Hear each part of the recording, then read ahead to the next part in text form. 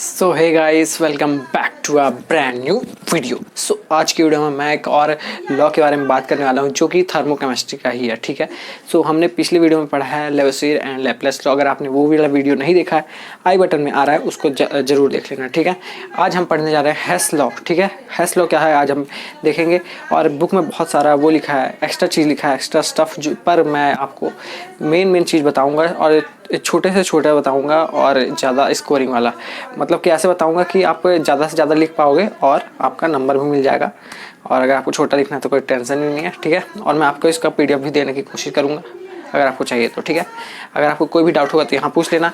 Channel को अगर अभी तक सब्सक्राइब नहीं किया तो सब्सक्राइब कर दो, चैनल की हेल्प करो, मतलब मेरी हेल्प करो। ठीक है गाइस, करते हैं वीडियो को स्टार्ट। सो आओ देखते हैं डिफाइन क्या है जिसको दिया है हेस नाम के साइंटिस्ट ने।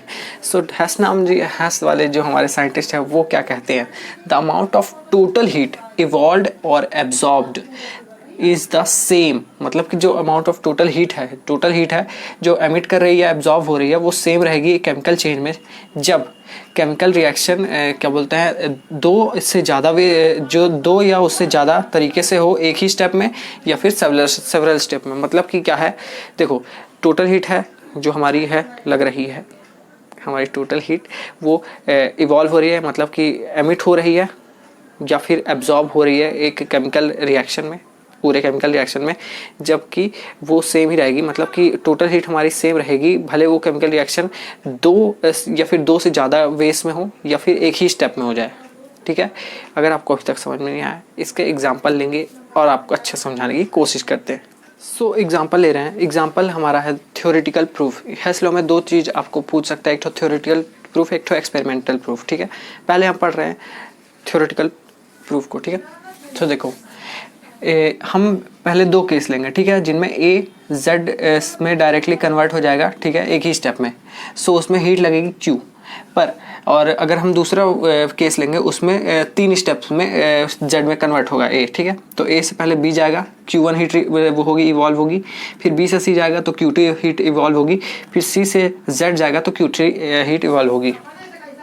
तो फर्स्ट केस में टोटल हीट है हमारी Q है, ठीक है, पर जब सेकंड केस में जहाँ पे तीन स्टेप लगे तो हमारी जो टोटल हीट है Q डैश है। ठीक है, सो Q1 plus Q2 plus Q3 हमारी Q डैश है सेकंड स्टेप की, मतलब टोटल हीट। ठीक है, सो यहाँ पे हेस लॉ क्या कहता है कि जो पहली, मतलब देखो अमाउंट ऑफ हीट इवॉल्व और क्या बोलते हैं absorb is the same in chemical chain. मतलब कि जितनी हीट लग रही है, whether the reaction takes place in two और मोर वेज इन वन और इन सेवरल स्टेप। मतलब कि अगर ज़्यादा स्टेप में भी जितनी हीट लगेगी वो इक्वल होगी एक ही स्टेप वाले हीट की। ठीक है, सो कहने का मतलब यही है कि ये जो हमारा हीट है ये इसके इक्वल होगा अकॉर्डिंग टू हेस लॉ। ठीक है, सो देखो यहाँ पे Q डैश था, अकॉर्डिंग टू हेस लॉ Q भी इसके इक्वल हो गया। तो कहने का मतलब ये है Q is equals to Q dash ही होगा। आपको यही समझाने का मतलब था कि ये समझ लो फिर से एक बार, ये जो हमारी टोटल हीट है एक स्टेप वाली, वो हमारी इक्वल होगी टोटल हीट तीनों स्टेप्स की। ठीक है, बस यही कहता है हमारा हेस लॉ। इसको हम यहाँ पे हमने प्रूव कर दिया थ्योरेटिकली। ठीक है, अब हम प्रूव करेंगे इसको एक्सपेरिमेंटली, देखते हैं क्या होता है। अब हम बढ़ रहे हैं कहाँ पे, एक्सपेरिमेंटल प्रूफ के तरफ। ठीक है, तो देखते हैं एक्सपेरिमेंटल प्रूफ। यहाँ पे लिया गया है कार्बन डाइऑक्साइड का एग्जांपल, बहुत ही फेमस है, आपको पता भी होगा। सो ये देखो कार्बन और ऑक्सीजन का मिलाप हुआ, हीट फॉर्मेशन हुआ और गैस बना CO2, जिसमें लगी 94.3 किलो कैलोरीज। ठीक है, जब ये एक स्टेप में हुआ, और जब दूसरे स्टेप में हो तो देखो C वैसे ही है, हाफ O2 है यहाँ पे, तो CO गैस बनी पहले। ठीक है, कार्बन मोनोऑक्साइड वो हमारी हुई कितना, 26 किलो कैलोरी, यहाँ पे एक्स्ट्रा एनर्जी। फिर कार्बन मोनोऑक्साइड में हाफ O2 डाले तो हमारा देखो यहाँ पे 68.3 कैलोरी बनी। तो हमने जब ये टोटल एनर्जी को, हीट भी तो फॉर्म ऑफ एनर्जी है ना, तो टोटल एनर्जी को हमने 26 प्लस 68.3 किया तो 94.3 आ रहा है, जो हमारा इक्वल आ रहा है वन स्टेप वाले के। सो कहने का मतलब यही था, है हमारे नाम के जो साइंटिस्ट थे हमारे, उनका कहने का मतलब यही था कि जैसे अगर एक स्टेप में भी करेंगे अगर सेम रिएक्शन, तो वो जो एनर्जी रहेगी वो इक्वल रहेगी, जो कि मतलब कि एक से ज़्यादा स्टेप में जो होगी उसके। ठीक है, मेरे बोलने का मतलब समझ जाओ आप क्या कहना चाह रहा हूँ, कि यहाँ पे एक स्टेप में हुआ तो उतनी एनर्जी लगी, यहाँ पे दो स्टेप में हुआ तभी भी उतनी एनर्जी लगी। ठीक है, कहने का मतलब सेम ही है।